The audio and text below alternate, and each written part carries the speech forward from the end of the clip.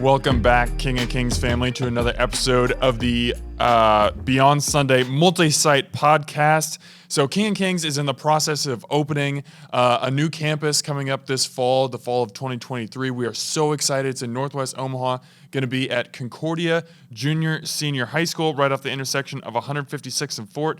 But just because a church exists doesn't mean that people will show up to it. You have to be able to get the word out about it and let people know that this is coming. So that's what we're going to be talking about today, the different ways that we are going to try and do that. To help me kind of lay out what we're going to be doing, I have Executive Director Julie Easley and the Director of the Northwest Campus, Peter Bay. Hey, guys. Hello. Hello. So it's funny because we've talked about this Northwest Campus so much here at King of Kings that it feels like there's no way anyone could not know about this thing. But to much of the community at large, I mean, this is still something very new, especially because it's still a couple months away from happening.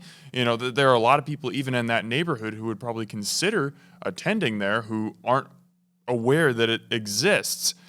So that's why we're putting on a bunch of events, having a bunch of different things that are going to be happening on and around that campus to try and just drum up awareness, let people know that this is coming. What are the most important aspects of our strategy to get the word out and create awareness, and how did those shape the actions that we've taken so far? Yeah, so about a year ago, we had some consultants come and talk to us just about multi-site. They had a ton of experience, and they talked to us in terms of kind of an air attack and a ground attack. And I know attack sounds a little aggressive, so we could also talk about an air approach or a ground approach. Our ground approach for coming into this community is we're just looking to every month have cool events for families that'll help raise awareness that this multi-site is coming and let people know that we care about our community. So like I said, every month there's going to be fun things happening. We started in March with a food truck event, and these events are going to take us all the way through to our opening. And then we also have this kind of what we're calling an air attack or air approach. And that is if people participate in these events and we pique some interest in the community about this multi-site campus. If they go to our website or check out our social media, we want within the first 5 seconds of them hopping online to see, oh, wow, what I learned about this church, when I came to this event, is being reinforced in what I'm seeing online. This looks like a place that's for the community, that's for families. It looks like a ton of fun to be involved in. So those two things, right, the events and then everything that's happening online are self-reinforcing. And we hope to send out a unified message about who King of Kings is and what we're about. When you said air attack, I was hoping we were going to invest in a bunch of drones and just drop pamphlets on people. Sorry, go ahead, Peter. We will have flyers, but we're not going to be sending them via airplane. So Maybe. That'll be yeah, right. That'll be the third campus. Yes, there you go. There you go. Yeah, I think it's also important for us just to remember that even before we invite someone to come to a church, there's something else that ought to be happening, and that is just building relationship. And with these events that are coming up, there are opportunities for people who are already building relationships in their neighborhoods to invite folks into something that isn't threatening. And not saying that church is threatening. It's not going to be at Northwest threatening. But for some people, if they haven't been to church or they haven't been in a while, they might have mixed thoughts on it. It can be intimidating. It can be intimidating. So getting an ice cream, not as intimidating. Coming to a kite festival, just like flat out fun. So those are the type of invites that allow us to get to know our neighbors better, and not in a conniving way so that we can hook them in and get them to church, but to build relationships. Because at the end of the day, the kingdom of God is all about relationships.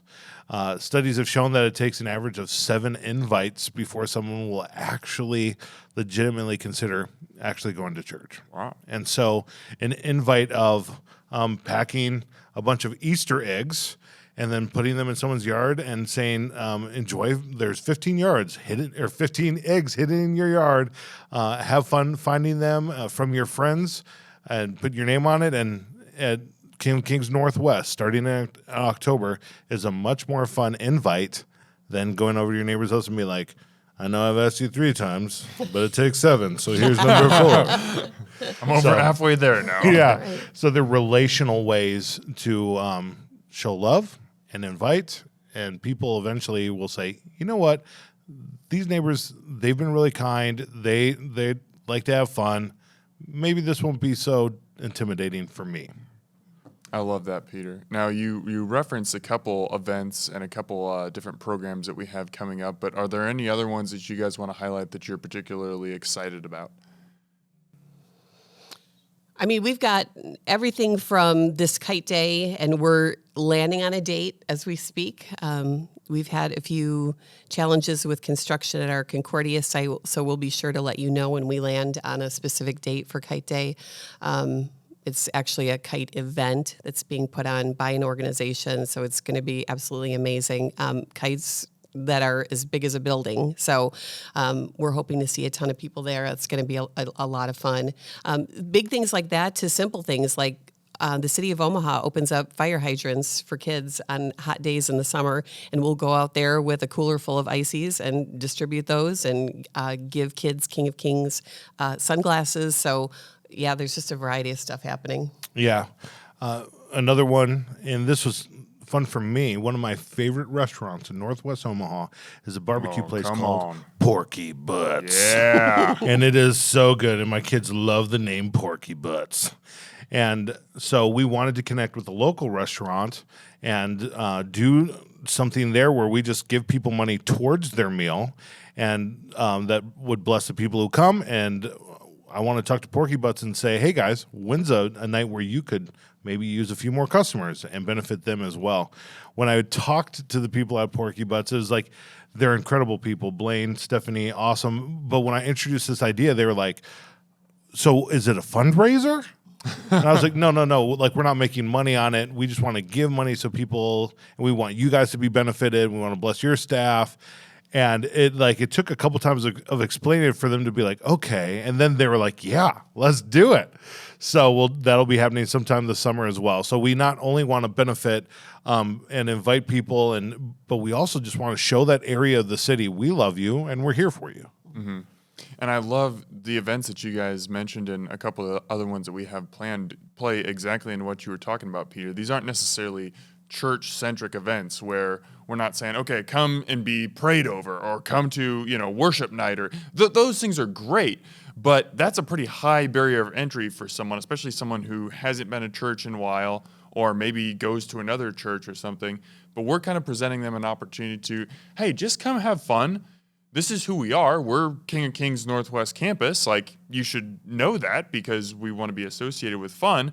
But this is not like some backhanded way to get you to come to church. We're just trying to show you we're cool people. And if you want to come join us on Sunday, that's fantastic.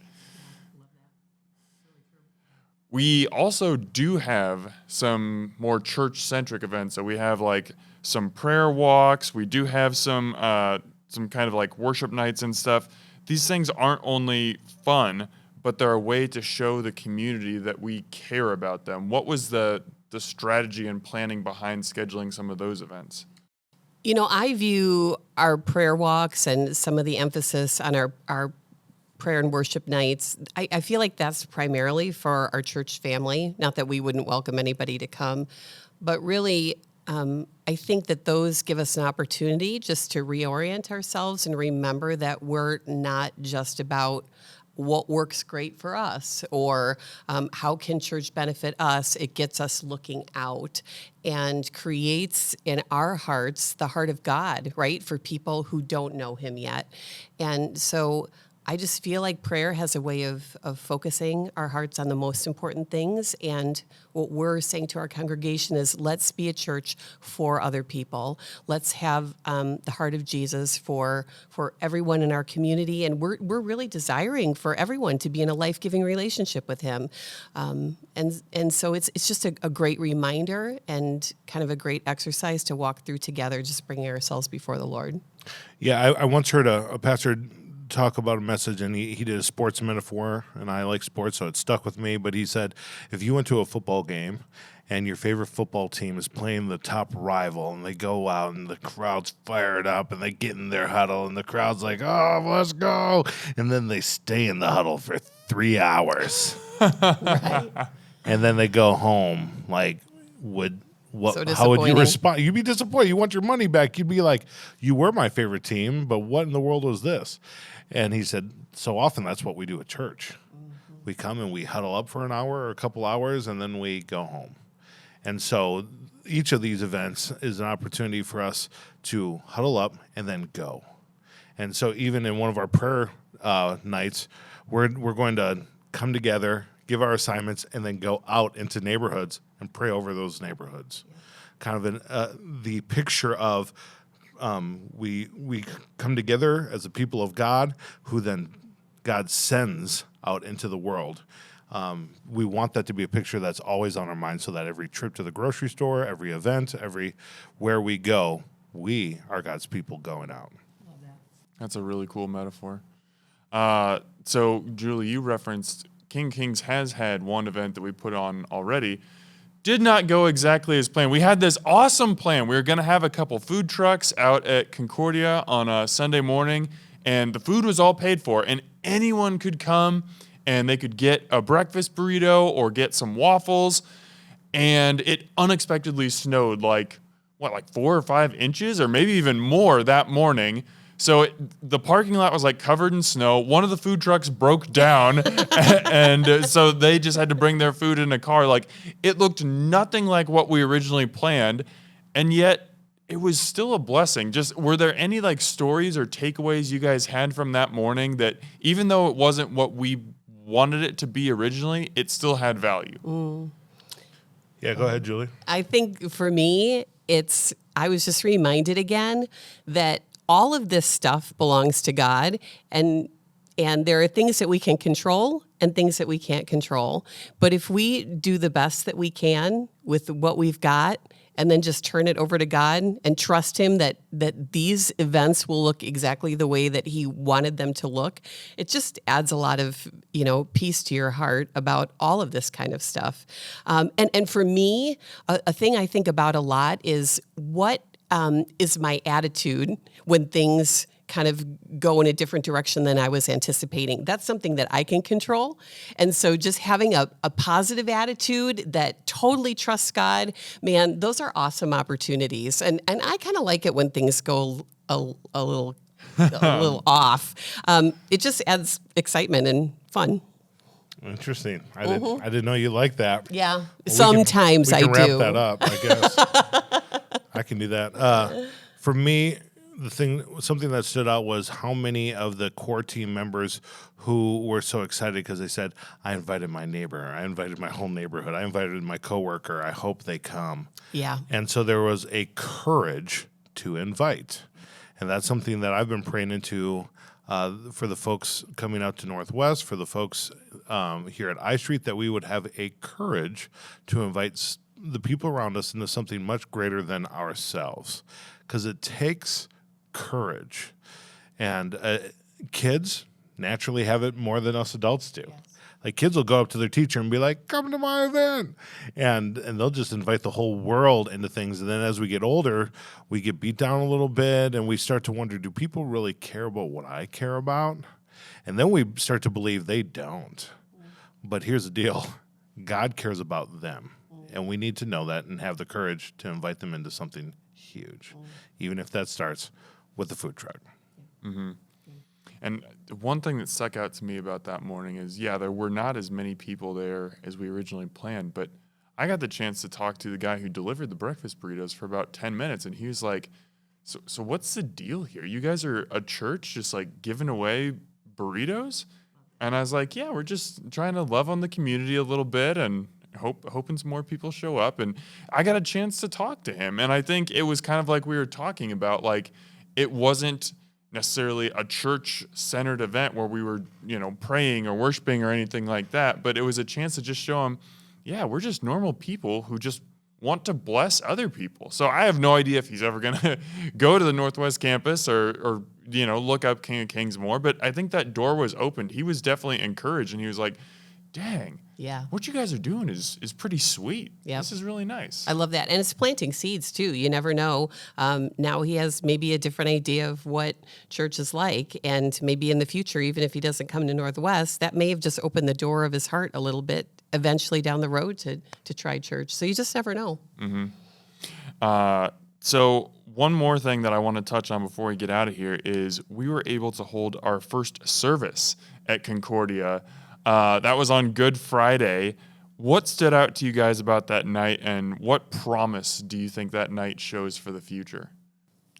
Yeah, what stood out to me, I mean, it was a beautiful night, and Good Friday always comes with a sense of anticipation as we're getting ready for Christ rising from the dead, and as we focus on our sin that put him on the cross. But that night there was, to me, a heightened anticipatory feel in the room as we not only were remembering what Christ had done and looking forward to his resurrection, but we're also doing it in a space where God's going to be preached every single Sunday. So it was kind of an electric feel in the room. Mm-hmm. Yeah, I love that. And the kind of the whole purpose behind having it at Concordia was just so people from our congregation could picture themselves going there to see what the space was like, to feel like, oh, this actually does feel like a place that I could worship or invite my friends to. And just for us as a staff, knowing okay, we can do this. All right, it all seems so theoretical, but we actually made it happen. It gave me a great deal of confidence just seeing this will be a wonderful place where God can be honored and worshiped and people can connect in a living relationship with Jesus. Speaking on that buzz, Peter, I was on the parking team that night helping park people, and towards the start of service, we were getting a little panicked because we were like, we're out of spots. We have people parked on the grass. We're going to need to start a second row of parking people on the grass. Are we allowed to do that? We ran out of room, which was a little panicky, but it was also this is super cool. Yeah. Everyone is juiced about this. They're here. Yes. So there was just a palpable buzz and an excitement of what is this going to look like? And I think it turned out really well. Mm-hmm. Yeah, I agree. So we've got so many cool events coming up, different things that people can participate in or volunteer, pray over these happenings, invite their friends or family to. What's the best way to kind of stay up to date, on all the different events and happenings that we're going to have going around the Northwest Campus? Yeah, so if you hop on the King of Kings website, at the top, you'll see that little marker for locations. If you click on that, you'll see all of our different location spots and, info about our childcare, all of that. There is a Northwest Omaha page. You can click on that. You'll see on that page all of our upcoming events. You can look at a prayer calendar, so you can pray for something every day for our Northwest Campus. You can check out podcasts like this. We have some short videos that you can watch. Another thing you can do is you can text the word multisite to 94,000, and you'll get, and it's this, we won't spam you, I promise. You'll just get some updates occasionally on things that are happening with our Northwest Omaha campus. And then finally, you can check us out on social media, Instagram and Facebook. Those are all ways that you can keep in touch with what's going on. And that would be KOKNW Omaha on Facebook and Instagram. Our social media person does a really good job of staying up to date on everything that's going on and posting frequently. So definitely follow those accounts. And the final thing here, I would just ask that you would continue to pray that we would make the right decisions and create these fun events that attract people to come. And also pray for the hearts of people in the Northwest Omaha area, that God would create a space for them to have a desire to come to church, whether it's someone who's looking for a church and is just like, oh, this is here, I want to go, or someone who doesn't have any desire to go to church but comes to a fun event and was just like, I can see myself hanging out with these people. Whatever it is, please just pray for those people, that they would have their hearts and minds open to this opportunity.